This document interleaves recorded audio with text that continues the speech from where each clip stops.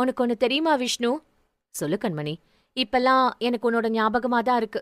எப்பவுமே உன் கூட தான் இருக்கணும் போல தோணுது. கண்மணி சொல்ல விஷ்ணு உள்ளே நடுங்கினான். மிகவும் சிரமப்பட்டு புன்னகைக்க முயன்றான். விஷ்ணு, நான் உன்கிட்ட ஒன்னு கேப்பேன், உண்மைய சொல்லுவியா?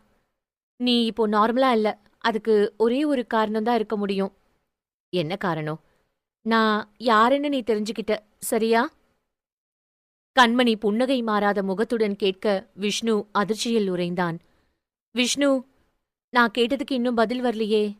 அது வந்து, நீ பொய் சொன்னா உன்னோட முகம் காட்டி கொடுத்துடும் விஷ்ணு. உண்மைதான், நீ யாருன்னு தெரிஞ்சுக்கிட்ட. நைஸ்.